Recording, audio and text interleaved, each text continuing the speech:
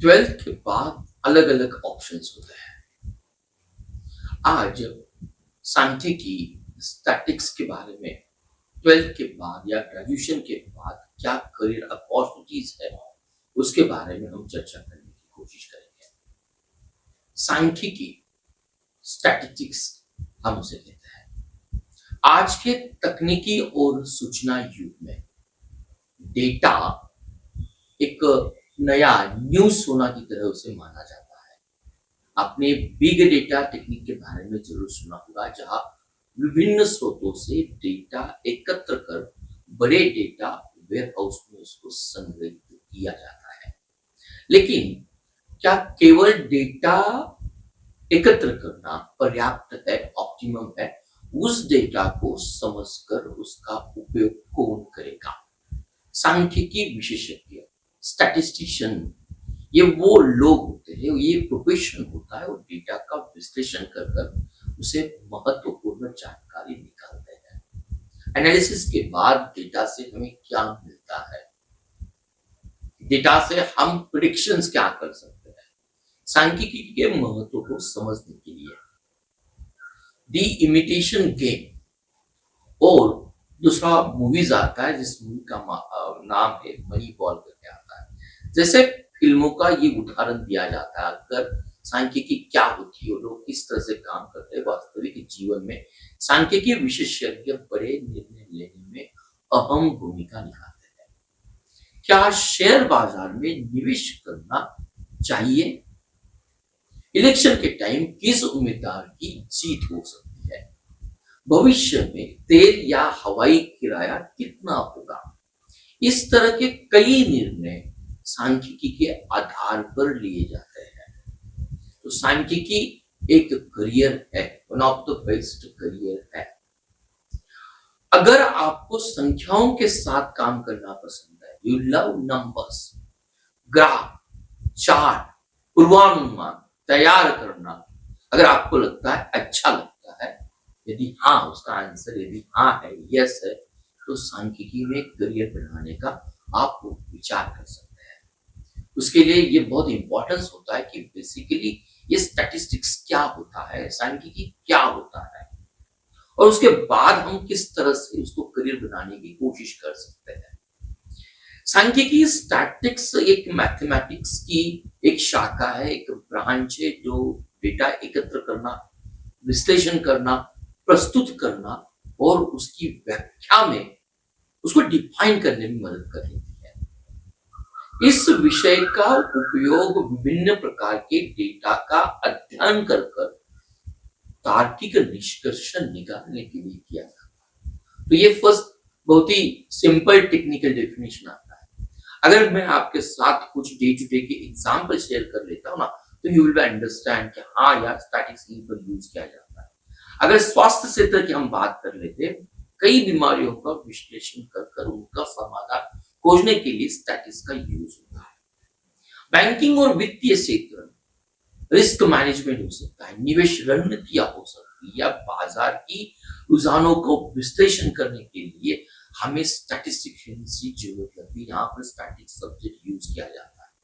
खेलों में अगर खिलाड़ियों का प्रदर्शन अध्ययन करने के लिए किस टाइम अच्छा था, किस टाइम उनका परफॉर्मेंस बेटर था, सूचना प्रौद्योगिकी और डेटा साइंस में सांख्यिकी का व्यापक रूप से उपयोग किया जाता है एनालिसिस करने के लिए, या आर्टिफिशियल इंटेलिजेंस के विकास में हमें सांख्यिकी या डेटा साइंस का हमें यूज करता है। तो करियर करने के बाद जो सांख्यिकी विशेषज्ञ के रूप में आप काम करेंगे, क्या उनकी भूमिका क्या होती है, क्या उनकी जिम्मेदारियां क्या होती है? अगर आपको नंबर के साथ लगाव है, तो फर्स्ट काम आता है आपको डेटा एकत्र करना है, उसका विश्लेषण करना है, उसकी व्याख्या करना है, डेटा के रुझान और संबंधों की पहचान करना है, किस तरह से वो कोरिलेटेड है। एक प्रयोगात्मक डिजाइन, सैंपलिंग तकनीक और विश्लेषण विधियों को विकसित करना, ये भी डेटा स्टैटिस्टिक्स विशेषज्ञों का काम आता है अलॉन्ग विद डेटा। सांख्यिकी सिद्धांतों का उपयोग कर समस्याओं का समाधान निकालना, ये भी उनका फर्ज आता है, जिम्मेदारी आती है। और रिपोर्ट, ग्राफ, चार्ट बनाकर विश्लेषण के निष्कर्ष प्रस्तुत करना, ये कुछ जिम्मेदारी होती है। ये स्टैटिस्टिशियन या स्पेशलिस्ट जो होते हैं स्टैटिस्टिक्स में, उन्हें ये काम करना। अगर आपको लगता है कि हाँ यार, इस तरह से काम करने में मुझे रुचि लगती है, तो डेफिनेटली सांख्यिकी क्षेत्र आपके लिए एक अवसर हो सकता है, उसका करियर आपके लिए अवसर हो सकता है। तो 12th के बाद अगर आपके पास मैथमेटिक्स है, अप्लाई मैथमेटिक्स है, और आपका इंग्लिश है, तो you are eligible to continue your graduation in statistics.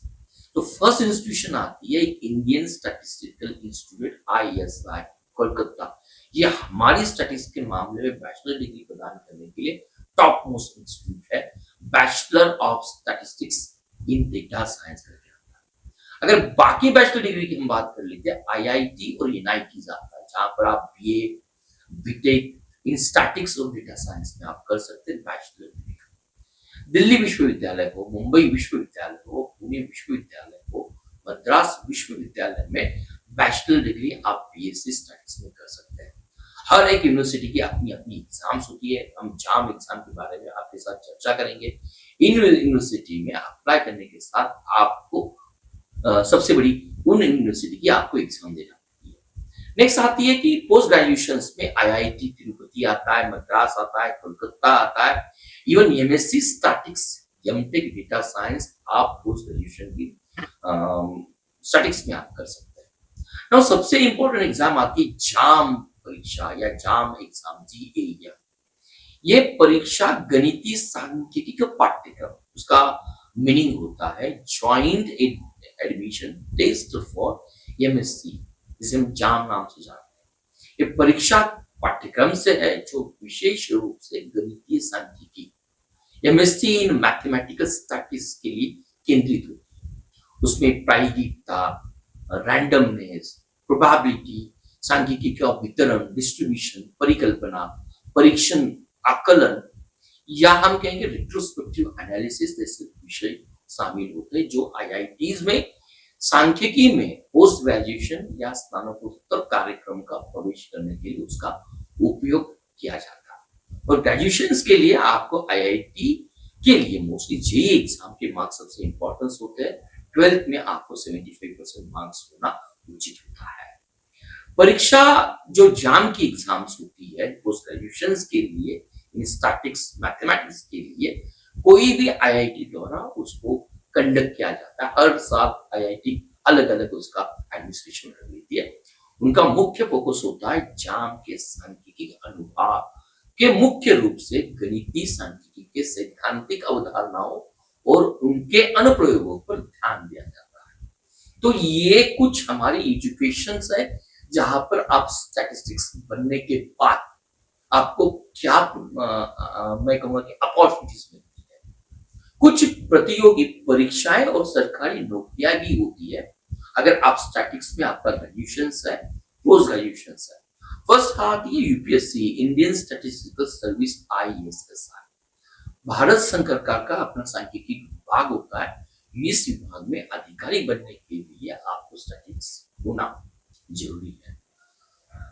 Next अगर हम बैंकों की बात कर लेते हैं, RBI, SBI की बात कर लेते हैं, तो इन बैंकों के लिए सांख्यिकी या उनके जो सांख्यिकी डेटा साइंस के अलग अलग अधिकारी लगते हैं, उनके लिए ये स्टैटिस्टिक्स डिग्री PG होना अनिवार्य है। उसके साथ ISRO हो सकती है, DRDO हो सकती है, उनके लिए भी जहां पर स्टैटिस्टिक्स की अधिकारी बनने की कैपेबिलिटीज है या वैकेंसी रहती है, तो इन तरह की वैकेंसी के लिए सरकारी इंस्टीट्यूशंस के लिए स्टैटिस्टिक्स की जरूरत होती है।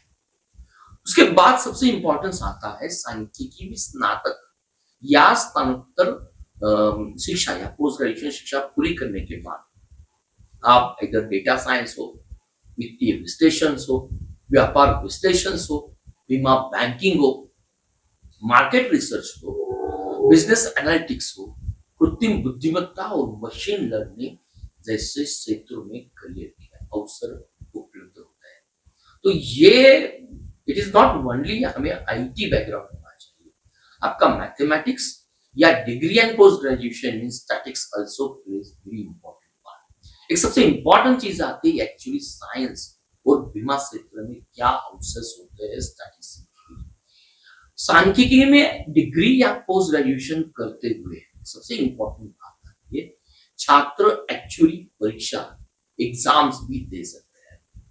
ये जो बीमा क्षेत्र की रीढ़ मानी जाती है, फाउंडेशन माना जाता है, ये क्षेत्र लगातार बढ़ रहा है और इसमें इंश्योरेंस अंडरराइटर्स या इंश्योरेंस क्लेम एडजस्टर, ये जो दो डेजिग्नेशंस होती है, उनकी प्रमुख भूमिका ये होती है एक्चुअली साइंस में। तो institute of actuaries of India, उनकी वेबसाइट आती है actuariesindia.org द्वारा इन परीक्षाओं का आयोजन किया जाता है। 12 के बाद अगर आप डिग्री करते हो, पोस्ट ग्रेजुएशन करते हो, तो you could appear for this actuaries जो india.org एग्जाम्स कंडक्ट कर लेती है। तो ये छात्र एक्चुअली कॉमन एंट्रेंस टेस्ट, जिसे हम ACET नाम से जानते हैं, आप ये एग्जाम दे सकते हैं during your graduation post graduation period में ही। तो ACET के पास होने के बाद उम्मीदवारों को 13 और परीक्षाएं देने का अवसर मिलता है। ये परीक्षाएं स्नातक और स्नातकोत्तर पढ़ाई के साथ साथ भी आप दे सकते हैं। ये सबसे इंपॉर्टेंट बात होती है। 13 और परीक्षाएं ड्यूरिंग एक्चुअल साइंस में अगर आपको लगता है कुछ आपको हासिल करना है, तो you could give that exam also. तो बीमा क्षेत्र में अगर आपको शानदार करियर के अवसर आप चाहते हो या करियर बनाना चाहते हो, तो ये स्टैटिक्स की डिग्री होना आपके लिए इसेंशियल होता है। तो दोस्तों, सांख्यिकी स्टैटिक्स ये केवल संख्याओं का अध्ययन नहीं है। अगर आपको लगता है नंबर के साथ आपका लगाव है, बल्कि ये निर्णय निर्माण, नीति निर्माण और विश्लेषण के लिए महत्वपूर्ण साधन है। भारत और विदेशों में इस क्षेत्र में व्यापक अवसर उपलब्ध है। यदि सही दिशा में अगर आप प्रयास करते हो, तो विद्यार्थी डेटा साइंस, आर्टिफिशियल इंटेलिजेंस, वित्तीय इंस्टीट्यूशंस, बीमा क्षेत्र, अनुसंधान और शिक्षण क्षेत्र में सफल करियर बना सकते हैं। तो सांख्यिकी में करियर का मतलब आज थोड़ा सा मैं बहुत कॉन्फिडेंट के साथ आपके साथ शेयर करना चाहता हूँ। एक सुरक्षित, एक स्थिर और आने वाले समय में लगातार विकसित होने वाले क्षेत्र में भविष्य बनाने का ये सुनहरा अवसर है। तो मेरे प्यारे दोस्तों, इस वीडियो के माध्यम से हमने हमेशा we comes with new career opportunity.